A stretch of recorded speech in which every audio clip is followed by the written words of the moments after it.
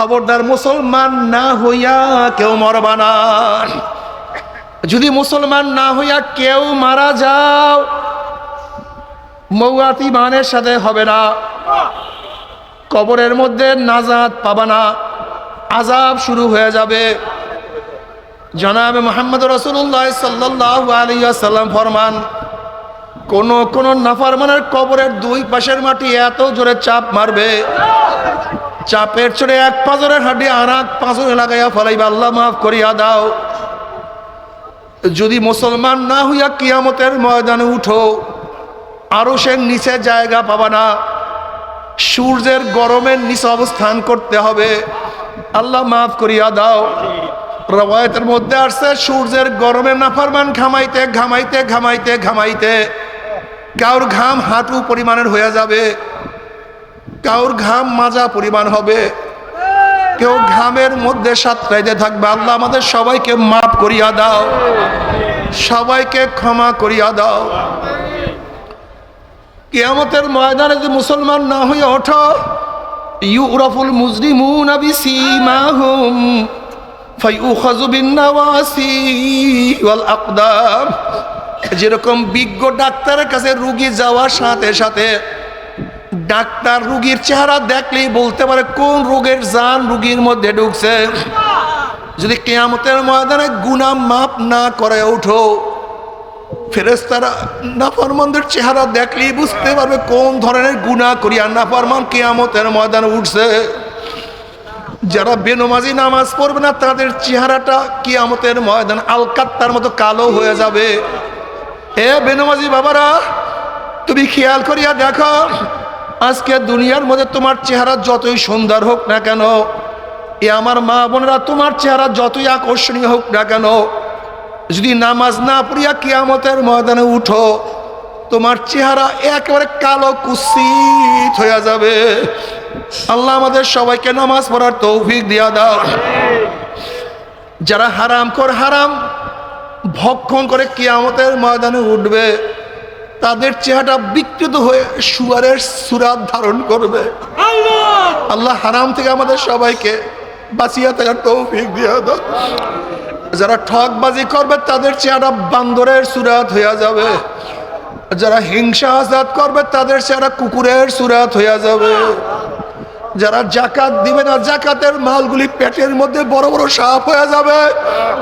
সাপ দুই সোয়ালের মধ্যে শুধু আঘাত করতে থাকবে। আল্লাহ আমাদের সবাইকে ক্ষমা করিয়া দাও, আমাদের সবাইকে মাফ করিয়া দাও। নাফরমান বদমাশ বেঈমানের হাত পার মধ্যে জাহান্নামের শিকার লাগাইয়া টানতে টানতে জাহান্নামের মধ্যে নিক্ষেপ করবে। জনাব মুহাম্মদ রাসূলুল্লাহ সাল্লাল্লাহু আলাইহি ওয়াসাল্লাম সাহাবায়ে কেরাম রিদওয়ানুল্লাহি তাআলা আলাইহিম আজমাইনদের কিনিয়া বসা। হঠাৎ তিনি আওয়াজ পাইলেন। নবী আলাইহিস সালাতু ওয়াস সালাম প্রশ্ন করেন, হে আমার সাহাবারা, জানো কিসের আওয়াজ? সাহাবারা বললেন, আল্লাহ আল্লাহর রাসূলই ভালো জানেন। নবী আলাইহিস সালাতু ওয়াস সালাম বললেন, ৭০ বছর আগে জাহান্নামের উপর থেকে একটা পাথর নিক্ষেপ করা হয়েছিল। আজকে ৭০ বছর পরে সেই পাথর জাহান্নামের নিচে ঠেকছে। এই মাত্র তার আওয়াজ তোমরা পাইছো। যখনই জাহান্নামের উপর থেকে নাফরমানকে লাথি মারিয়া ফালাইয়া দেওয়া হবে, ৭০ বছর পর্যন্ত নাফরমান জাহান্নামের নিচে যাইতেই থাকবে, যাইতেই থাকবে, যাইতেই থাকবে। আল্লাহ তুই আমাদের সবাইকে মাফ করিয়া দাও। কিন্তু যদি মুসলমান হইয়া কবরে যাও, রওজাতুম মিন রিয়াজিল জান্নাহ, কবরটা জান্নাতের বাগিচা হইয়া যাবে। যত দূর তাকাবা তত দূর ফাঁকা হইয়া যাবে। জান্নাতের সাথে সুরাক হইয়া যাবে, রাস্তা হইয়া যাবে। জান্নাতের নাজ নিয়ে মধ্যে গোটা কবরটা ভরিয়া যাবে। আল্লাহ তুমি কবুল করিয়া নাও। আমার মাওলা কিয়ামতের ময়দানে ডাকিয়া ডাকিয়া আরো সে নিচে জায়গা করিয়া দিবে। আল্লাহ তুমি কবুল করিয়া নাও। আমলনামার ডাইন হাতে পড়িয়া যাবে। আম্মা মান উতিয়া কিতাবাহু বিয়ামিনিহি ফায়াকুলু হা উমকরাউ কিতাবিয়া ইন্নী যানানতু আন্নী মুলাকিন হিসাবিয়া ফাহুয়া ফি ঈশাতির রাদিয়া ফি জান্নাতিন আলিয়া কুতুফুহা দানিয়া কুলু ওয়াশরাবু হানিয়াম বিমা আসলাফতুম ফিল আইয়ামিল খালিয়া। আল্লাহ কবুল করিয়া নাও। চেহারাটা নূরের আলোকিত হয়ে যাবে, ডাইনে বামে চারিদিকে শুধু নূর আর নূর থাকবে। ফি উজুহিহিম নূর আলা মানাবিরিল লুলু ইয়াকবুতুহুমুন নাস লাইসু বিআনবিয়া ওয়ালা শুহাদা ক্বালাল আরাবিয়্যু হুল্লুহুম লানা না'রিফুহুম ক্বালা রাসূলুল্লাহ সাল্লাল্লাহু আলাইহি ওয়াসাল্লাম হুমুল মুতাহাব্বুনা ফিল্লাহি মিন কাবাইলি শাত্তা ওয়া বিলাদিন শাত্তা ইয়াস্তাবিউনা আলা যিকরিল্লাহি ইয়াজকুরুনাহু। যারা জিকির আজকার করবে আমার মাওলা পাক রব্বুল আলামিন সবার জাত সবুজ ইয়াকুতের পাথরের সিংহাসনের মধ্যে বসায়া দেবেন। আল্লাহ তুমি কবুল করিয়া নাও। আমার মাওলা পাক রব্বুল আলামিন জান্নাতের মধ্যে জান্নাতি থেকে দাখিল করাবার পরে আমার মাওলার তরফ থেকে সালামুন কাওলাম মির রব্বির রহিম, শুধু শান্তি আর শান্তি, শুধু শান্তি আর শান্তি। অশান্তি কি জিনিস আর কোনোদিন দেখা লাগবে না। আমার মাওলা পাক রব্বুল আলামিন ফেরেশতা থেকে ফেরেশতারা আমার বান্দা বান্দির কাছে প্রশ্ন করো, আমি তাদের সাথে যে ওয়াদা করছি সেই ওয়াদা কি পালন করছি নাকি? তখন জান্নাতীরা বলবে, মাওলা তুমি যে ওয়াদা করছো তার চেয়ে কোটি কোটি গুণ বেশি নেয়ামত আমরা পেয়ে গেছি, কিন্তু একটা ওয়াদা এখনো পালন করো নাই। অমনি আমার মাওলা বলবে, ফেরেশতারা আমি জান্নাতীদের সাথে ওয়াদা করছিলাম জান্নাতের মধ্যে তাদের সাথে সাক্ষাৎ করব, দেখা করব, কিন্তু এখনো আমি তাদের সাথে সাক্ষাৎ করি নাই, দেখা করি নাই। এ ফেরেশতারা নূরের পর্দা সরাইয়া দে। যখন ৭০,০০০ নূরের পর্দা সরাইয়া দেওয়া হবে, নবী আলাইহিস সালাতু ওয়াস সালাম ফরমান, সাতারাউনা রাব্বাকুম কামা তারাউনাল কমারা লাইলাতাল বদরে। যেরকম পূর্ণিমার চন্দ্র আকাশে উদিত হইলে ধাক্কা ধাক্কি ভিড়া ভিড়ি ব্যতীত প্রত্যেকের জায়গার থেকে পূর্ণিমার চন্দ্র দেখতে পারে, যখন আমার মাওলায় ৭০,০০০ নূরের পর্দার মধ্য থেকে বের হয়ে আসবেন, প্রত্যেকটা জান্নাতি ভিড়া ভিড়ি ধাক্কা ধাক্কি ব্যতীত প্রত্যেকের জায়গার থেকে আমার মাওলাকে দেখিয়া ফেলাইবে। আমার মাওলাকে দেখার সাথে সাথে সমস্ত জান্নাতীরা সেজদার মধ্যে পড়িয়া যাবে। এক সেজদার মধ্যে কোন রওয়ায়াত আছে ৪০,০০০, কোন রওয়ায়াত আছে ৭০,০০০ বছর কাটিয়া যাবে, জান্নাতীদের হুঁশ থাকবে না। আল্লাহ তুমি কবুল করিয়া নাও। তবে মুমিন মুসলমান বলতে সবাইরই মনে চায় গুনার থেকে ফিরিয়া না কামল করিয়া মাওলার জান্নাত, কিন্তু সবাইরই যাইতে মনে চায়। গুনাহ নিয়া মাওলার জাহান্নামে এই বেয়াকুব কোথাকার, অসভ্য।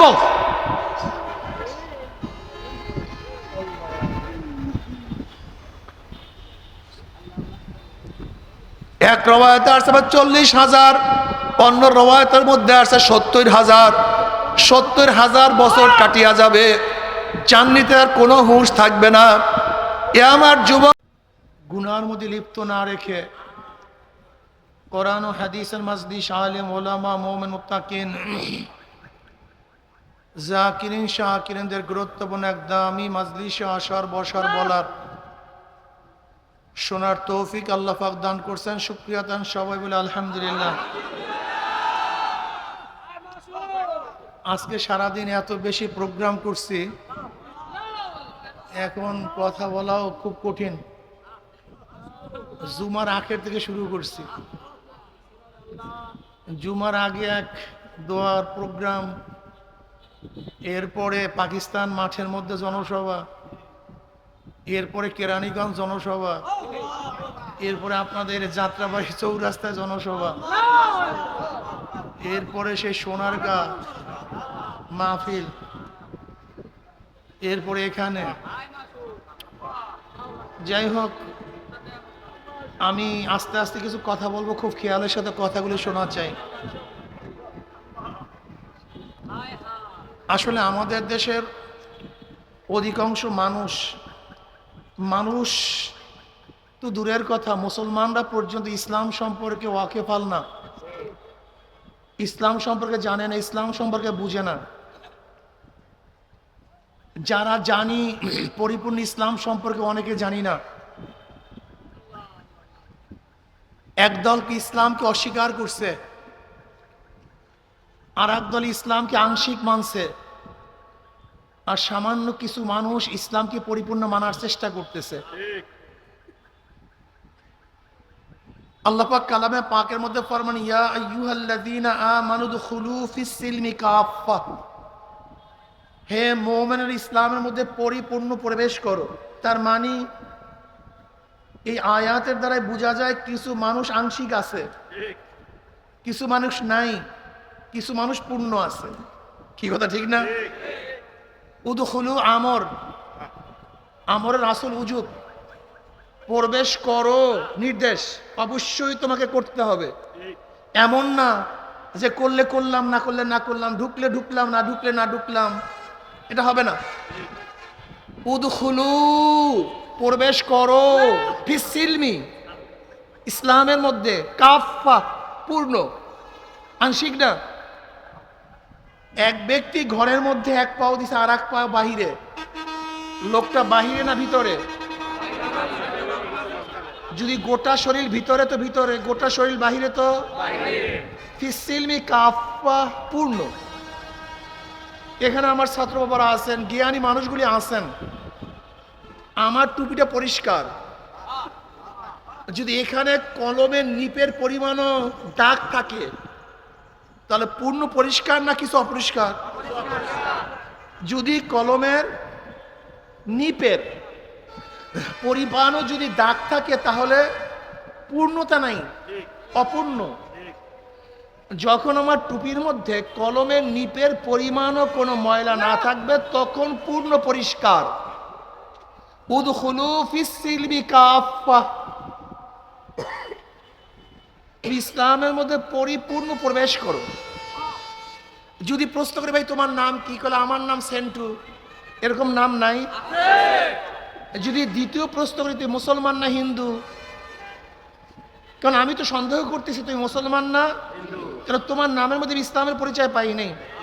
তোমার নাম কি? আব্দুর রহমান, লোকটা কে ভাই? তোমার নাম কি? কেন্টু, বলেন তো কে? বলেন। তোমার নাম কি? মিন্টু, বলেন নাম কি? মুসলমান না হিন্দু? বুঝা যায় না। ও মা তোমার নাম কি? বলে আমার নাম শাপলা, আর নাম রীতা। কি বুঝলেন? যদি বলি ফাতেমা, আয়েশা, খাদিজা, তার মানে হলো রেন্টু, কিন্টু, ফিন্টু এই নামের মধ্যে ইসলামের পরিচয় নাই। কিন্তু আব্দুল্লাহ, আব্দুর রহমান, আয়েশা, খাদিজার মধ্যে। তা তোমার নাম যে কিন্টু ফিন্টু রাখছো, নিশ্চয়ই তুমি মুসলমান নাম রাখতে, মুসলমান নাম রাখতে পারো নাই, এটাই বাস্তবতা। কিন্তু আল্লাহ কি বলছেন? পূর্ণ। তোমার নাম শুনলেই যেন বুঝে এই ব্যক্তি, কিন্তু তোমার নাম শুনলে বুঝা যায় না। কাজে তুমি নামের মধ্যে ইসলাম রাখতে পারো নাই, ইসলাম অনুযায়ী নাম সাজাতে পারো নাই। আমার মাথা দেখলে মনে হয় কি আমি খ্রিস্টান না হিন্দু না মুসলমান? অনেকের মাথা দেখলে প্রশ্ন করতে হবে তুমি কে, তার মানে মাথার মধ্যে ইসলাম। আমার চেহারা দেখলে কি মনে হয় আমি খ্রিস্টান না হিন্দু না মুসলমান? আমার অনেক বাবাদের চেহারা দেখলে প্রশ্ন করতে হয় তুমি খ্রিস্টান না হিন্দু না মুসলমান, তার মানে কথা বলেন চেহারার মধ্যে, পোশাকের মধ্যে, ঘরের মধ্যে, ব্যবসার মধ্যে, বন্ধুর মধ্যে, বাবার মধ্যে, মায়ের মধ্যে, দলের মধ্যে, নেতার মধ্যে, কামাইয়ের মধ্যে, খরচের মধ্যে, ইবাদতের মধ্যে। আল্লাহ কি বলছিলেন? পূর্ণ। তোমার সব জায়গায় ছিদ্র, সব জায়গায় ছিদ্র, সব জায়গায় ঘা, নামের মধ্যে ঘা, মাথার মধ্যে ঘা, চেহারার মধ্যে ঘা, তোমার পোশাকের মধ্যে ঘা, কোন জায়গায় তো ইসলাম নেই, এত সব ফাঁকা, ফাঁকা জোকা। যদি একজন আলেমকে প্রশ্ন করে, ভাই এত কিছু হয়ে যাইতেছে, সব দেশ তছনছ হয়ে যাইতেছে, সেকুলাররা দখল করতেছে, বলে ভাই আমি তো বড় ইবাদত নিয়ে ব্যস্ত আছি, আমি তো বহুত বড় ইবাদতের মধ্যে আসি। আসলে ইবাদত শব্দের অর্থ তিনি বোঝে নাই, সমস্যা এখানে। তাকদিম তাখির সম্পর্কে জানে না। ইউনাব্বাল ইনসানু ইয়াউমাইজিন বিমা কদ্দামা আখার, তাকদিম তাখির সম্পর্কে বোঝা নাই আর জানা নাই। তাকদিম তাখির বুঝেন তো? আল্লাহ পাক কিয়ামতের ময়দানে তাকদিম তাখির সম্পর্কে প্রশ্ন করবেন। এই কথাটা খুব ভালো মতো বুঝেন। কি সম্পর্কে প্রশ্ন করবেন? আগে এবং পরে সম্পর্কে। আগে এবং পরের সম্পর্কে প্রশ্ন করো। তুমি এই কাজটা আগে করলা কেন, এই কাজটা পরে করলা কেন? এই কাজটা তো আগে হওয়ার কথা ছিল, এই কাজটা তো পরে হওয়ার কথা ছিল। তুমি পরের কাজ আগে করছো, আগের কাজ পরে করছো, এ সম্পর্কেও জিজ্ঞাসিত হবেন। খুব ভালো মতো বুঝেন তো, তাকদিম তাখির করার কারণে, আগে পিছে করার কারণে ফরজিয়াত নষ্ট হয়ে যায়, কাজটা বাতিল হয়ে যায়, কাজটা ধ্বংস হয়ে যায়। নামাজ কি ভাই? কি আপনার সন্দেহ আছে নাকি? একসাথে নামাজের মধ্যে রুকু করা কি? নামাজের মধ্যে সাজদা করা কি? কিন্তু এক ব্যক্তি রুকুর আগে সাজদা করছে, সাজদার পরে রুকু করছে, নামাজ ঠিক আছে না? আলহামদুলিল্লাহ। কেন? দুইটা তো ফরজ। রুকু ফরজ, সাজদা অসুবিধা কি? সে একটু রুকুর আগে সেজদা করছে, সেজদার আগে রুকু করছে, সমস্যা কি? কিসের কারণে? তাকদিম তাখির করার কারণে। দুটিও ফরজ, দুইটা কাজই ফরজিয়াত আদায় করছে, কিন্তু তাকদিম তাখির করার কারণে আমলটা বাতিল। তোমাকে অবশ্যই মনে রাখতে হবে, তুমি যে কাজগুলি করে আলেমরা, এটা ভালো কাজ, ফরজিয়াত কাজ, কিন্তু যখন বাতিলের মোকাবেলা করতে হবে তখন নফল পড়া, অন্য কাজ করা ফরজিয়াত তরক হয়ে যায়। বুঝতে হবে, এটা তুমি বোঝো নাই। নফল পড়া ভালো, কিন্তু পুরা জিহাদ লাগছে, যুদ্ধ লাগছে, বাতিলের মোকাবেলা সব অংশগ্রহণ করছে, তখন তুমি বসে বসে জিকির করতে আসো আর এককালে নামাজ পড়তে আসো। খুব ধ্যানের, এটা তাকদিম তাখির তোমার ঠিক হয় নাই, তুমি ভুল করতেছো। এ সম্পর্কে আল্লাহ জিজ্ঞাসা করবেন। আজকে আল্লাহ না করুক, যদি আমার মতো মৌলবী এই 5ই আগস্টের যুদ্ধ অবতীর্ণ না হইতাম, তাই বলেন তো আলেমদের অবস্থা কি হইতো? বলেন তো। ওই যে 71-এর ঘটনা আবার ঘটতো, ওই 71-এর ঘটনা আবার ঘটতো, আবার কয় বছর এই অপবাদের মধ্যে থাকতেন। আল্লাহ ভালো জানেন, আল্লাহ ভালো জানেন। কেন বুঝবেন না? কেন বুঝবেন না? এতটুকু আকল কেন থাকবে না? আল্লাহ কি বলছিলেন? আফালা তাতাফাক্কারুন, আফালা তাকিলুন, আফালা তুবসিরুন, ইয়া উলিল আলবাব, ইয়া উলিল আবসার। তোরা কি চিন্তা করস না? তোরা কি দেখোস না? তোদেরকে জ্ঞান নাই, তোদেরকে মেধা নাই? আসলে আমাদের অবস্থা কি আমি জানি না।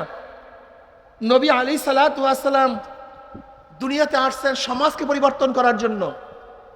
আমার নবীর সমাজটা ছিল জাহিলি সমাজ, খুনের সমাজ, অপবাদের সমাজ, ধর্ষণের সমাজ, চুরির সমাজ, ডাকাতির সমাজ, লুচ্চামির সমাজ। হীন এমন কোন অপকর্ম নাই যে অপকর্ম তারা করতেন না। কিন্তু জনাবে মুহাম্মদ রাসূলুল্লাহ সাল্লাল্লাহু আলাইহি ওয়াসাল্লাম আসার পরে সেই সমাজটাকে পরিবর্তন করে ফেলছেন। সেই অমানুষগুলি মানুষ হয়ে গেছে, সেই কালিযুক্ত মানুষগুলি স্বর্ণতুল্য হয়ে গেছে। হযরত দাহিয়াতুল কলবী রাদিয়াল্লাহু তাআলা আনহু নিজের একার হাতে নিজের ঔরজা 70টা কন্যা সন্তানকে জাতা কবর দিয়েছেন। আপনি চিন্তা করতে পারবেন সমাজের অবস্থা কি ছিল। কিন্তু জনাবে মুহাম্মদ রাসূলুল্লাহ সাল্লাল্লাহু আলাইহি ওয়াসাল্লাম সোহবতে আসার পরে দাহিয়াতুল কলবীর মান এত উচ্চ পর্যায়ে চলে গেছে, জিবরাইল আলাইহিস সালাতু অধিকাংশ সময় দাহিয়াতুল কলবী রাদিয়াল্লাহু তাআলা আনহুর সূরাত ধরে দুনিয়াতে আসতেন। এর জন্য তো নবী দুনিয়াতে আসছেন। অথচ আমরা আজকে সমাজের ব্যাপারে কোনো খবর রাখি না, আমার যুবক বাবাদের খবর রাখি না। আজকে দেশের মধ্যে মদ, জুয়া, গাঁজা, ফেন্সিডিলে ভরে গেছে, ইয়াবায় তসনাস হয়ে গেছে, কিন্তু আমাদের ওলামায়ে কেরামের সেই চিন্তাও নাই। আজকে চাঁদা চলতেছে, আজকে জুলুম চলতেছে, অত্যাচার অবিচার চলতেছে। সেখানে শুধু কেন কলেজ ইউনিভার্সিটির ছাত্ররা বাধা দিবে, সেখানে মাদ্রাসার ছাত্ররা থাকবে না কেন? এরা আসবে না কেন? এই দায়িত্ব তাদের ছিল, এই কাজটা তো তাদের, এই সমাজকে পরিবর্তন করার দায়িত্ব তাদের, আলেমদের, তোলাবাদের। কেন আসছে না? কেন আসতে পারতেছে না? নিশ্চয়ই কোনো এক জায়গায় গলত আছে, নিশ্চয়ই কোনো এক জায়গায় ভুল আছে। আমার নবী আলাইহিস সালাতু ওয়াস সাহাবায়ে কেরাম রিদওয়ানুল্লাহ আজমাইন যেখানে যাইতেন সেই সমাজটাকে পরিবর্তন করতেন, যেই দেশে যাইতেন সেই দেশটাকে পরিবর্তন করতেন, যে এলাকায় যাইতেন সেই এলাকাটাকে পরিবর্তন করতেন। অথচ আমরা এলাকায় যাই, এলাকার কেউ আমাকে চিনিই না। বহুত বড় বুজুর্গ আপনি, আমরা সাতার বুজুর্গ। যদি আপনি কম নিয়ে চিন্তা না করেন, জাতি নিয়ে চিন্তা না করেন, ফালাউলা নাফারা মিন কুল্লি ফিরকাতিন মিনহুম তাইফাতুন লিয়াতাফাক্কাহু ফিদ-দ্বীন ওয়া লিয়ুনযিরু কওমাহুম ইযা রাজাউ ইলাইহিম লাআল্লাহুম ইয়াহযারুন। যে এলাকার থেকে যাবেন, যে কওমের থেকে বের হবেন, সেই কওমে গিয়ে সেই কওমবাসীদেরকে হেদায়েত করবেন, রাহনুমাই করবেন, পথ দেখাবেন, মুক্ত করবেন, জাহিল সমাজ থেকে ইসলামের মধ্যে নিয়ে আসবেন। এর জন্য তো এলেম শিক্ষা গ্রহণ করার জন্য আসছেন। আপনাকে আল্লাহ বলে নাই যেখানে এলেম শিখছো ওখানে বসে দাও, বলে ইনজুরু কওমাহুম ইযা রাজাউ ইলাইহিম, কওমের কাছে যাও, কওমকে পথ প্রদর্শন করো, কওমকে ডাকো, কওমের সাথে মেলামেশা করো। অথচ তোমার সাথে কওমের কোনো পরিচয় নেই, তুই বড় আলেম, বহুত বড় মুহাদ্দিস। আজীব, জনাবে মুহাম্মদ রাসূলুল্লাহ সাল্লাল্লাহু আলাইহি ওয়াসাল্লাম হিলফুল ফুজুল কখন করছেন? হিলফুল ফুজুল কি নবুয়তের পরে করছেন? হ্যাঁ, এটা নবুয়তের আগের ঘটনা। কাদের কি করছেন? নবী আলাইহিস সালাতু ওয়াস সালামের নবুয়তের আগে কেউ কি মুসলমান ছিল? কেউ কি মুমিন ছিল? তো হিলফুল ফুজুল সমস্তটা করছেন কাদেরকে নিয়ে? মুশরিকদেরকে নিয়ে, কাফেরদেরকে নিয়ে। কেন করছেন? কোন মুসলমানদের উপর জুলুম হয়েছে তার জন্য করেন নাই। এক বড় গরিব ব্যক্তি, সে মুশরিক, তার উপরে ওই এলাকার ধনীরা জুলুম করার কারণে সে দুঃখের কবিতা বর্ণনা করতেছিল, আবৃত্তি করতেছিল। এইটা দেখার পরে জনাবে মুহাম্মদ রাসূলুল্লাহ সাল্লাল্লাহু আলাইহি ওয়াসাল্লাম ওই বেঈমানদেরকে, জালেমদেরকে প্রতিহত করার জন্য, গরিবকে সাহায্য করার জন্য তিনি হিলফুল ফুজুল করেছিলেন। আপনি কি মুসলিমের মধ্যে রওয়ায়াত দেখেন নাই? নবী আলাইহিস সালাতু বলেছেন, আজও আমার মনে চায় সেরকম হিলফুল ফুজুলের মতো কোনো সাহায্য সংস্থা যদি আসে, আমি তাদের সাথে এখনো কাজ করব। এইভাবে নবী আলাইহিস সালাতু ওয়াসসালাম কথা বলেছেন। আজকে আমাদের মধ্যে সে সমাজ বিপ্লবের চিন্তা আমাদের মধ্যে নাই, নীতি পরিবর্তন করে চিন্তা আমার মধ্যে নাই। এই কারণেই আজকে আলেম ওলামাদেরকে মানুষ শ্রদ্ধা সম্মান করে, কিন্তু নেতা হিসাবে গ্রহণ করে না। আল ইনসান আব্দুল ইহসান, আল ইনসান আব্দুল ইহসান। মানুষ ইহসানের গোলাম, মানুষ ইহসানের গোলাম। আপনি যাকে ইহসান করবেন মানুষ ইহসান ভুলতে পারে না। এর জন্য আমি তোলাবাদেরকে বলবো, ওলামাদেরকে বলবো, এই সমাজ গড়ার চিন্তা করতে হবে। গাঁজা মুক্ত, মদ মুক্ত, ইয়াবা মুক্ত, জুলুম মুক্ত, ধর্ষণ মুক্ত, ইফতিজিং মুক্ত একটা দেশ আমাদের উপহার দিতে হবে ইনশাআল্লাহ। কি রাজি আছেন ইনশাআল্লাহ? প্রিয় ভাইয়ারা আমার, আসুন আমরা দেশকে গড়ার চেষ্টা করি, সুন্দর একটা দেশ গড়ব। ওয়ালা তালবিসুল হাক্কা বিল বাতিল, কিন্তু খবরদার হকের সাথে বাতিলকে মিশ্রণ করা যাবে। আজ কিন্তু হক বাতিলকে মিশ্রণ করার চক্রান্ত চলতেছে। ভালো ভালো কথা বলে হক এবং বাতিলকে মিশ্রণ করার যে চক্রান্ত চলতেছে, সতর্ক থাকতে হবে। কি থাকতে হবে? যাআল হক ওয়া যাহাকাল বাতিল ইন্নাল বাতিলা কানা যাহুকা। যদি ইনশাআল্লাহ হক নিয়ে সামনে বাড়তে পারি, তাহলে ইনশাআল্লাহ অবশ্যই হক বিজয় হবেই হবে, হবেই হবে ইনশাআল্লাহ। হককে কেউ বাধা দিয়ে আটকিয়ে রাখতে পারবে? কি রাজি আছেন ইনশাআল্লাহ? উদখুলু ফিস সিলমি কাফা, পরিপূর্ণ পরিপূর্ণ ইসলামের মধ্যে প্রবেশ করতে হবে। আংশিক না, আংশিক না, আংশিক না। আল্লাহ পাক কালামে পাকের মধ্যে ফরমান, ওয়ালা তামুতুন্না ইল্লা ওয়া আনতুম মুসলিমুন।